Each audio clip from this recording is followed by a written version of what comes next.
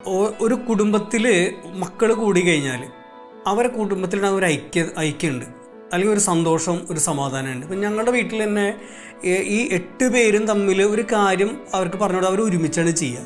ഇപ്പോൾ വീട്ടിൽ അലക്കാനുണ്ട്, അമ്മേനെ അവരെ സഹായിക്കാൻ ആളുണ്ട്, പാചകം ചെയ്യണം, വീട്ടിൽ പാചകം ചെയ്യാൻ ആളുണ്ട്, ഒരു വേലക്കാർ വേണ്ട, കടയിൽ പോകണം ആളുണ്ട്, പുറത്തുനിന്ന് ഒരാളെ നമ്മൾ ആശ്രയിക്കേണ്ട കാര്യമില്ല എന്ത് കാര്യത്തിനും. അത് മാത്രമല്ല, വീട്ടിലിപ്പോൾ എന്തെങ്കിലും ടെൻഷൻ ആയിട്ട് നമ്മൾ വീട്ടിൽ നിന്ന് പുറത്തേക്ക് പോയിട്ട് ഒന്ന് വീട്ടിൽ കയറി വന്നു കഴിഞ്ഞാൽ ഇളയാളുടെ മുഖം, അവൻ്റെ ചിരി, അവൻ്റെ നടപ്പം എന്തെങ്കിലും കണ്ടാൽ മതി, നമ്മുടെ ടെൻഷനൊക്കെ നമ്മൾ മറന്നിട്ടുണ്ട്.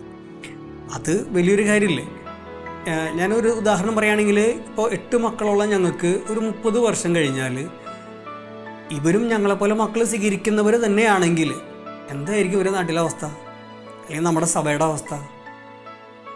ഇത് ജനങ്ങൾ കൂടി എന്ന് പറഞ്ഞുകൊണ്ട് ഒരിക്കലും ഒരു രാജ്യമോ ഒരു വീടോ നശിക്കില്ല. ഇപ്പം ഞങ്ങളുടെ വീട്ടിൽ 8 പേര് വലുതായി അവർ ജോലിക്ക് പോയ അവസ്ഥ വന്നു കഴിഞ്ഞാൽ അവർക്കുടെ വരുമാനം മതി, നാളത്തെ ഞങ്ങളുടെ ഉയർച്ചയും കാര്യങ്ങളൊക്കെ അതിലൂടെ സംഭവിക്കും, ഒരു നാടിൻ്റെ ഉയർച്ച സംഭവിക്കും.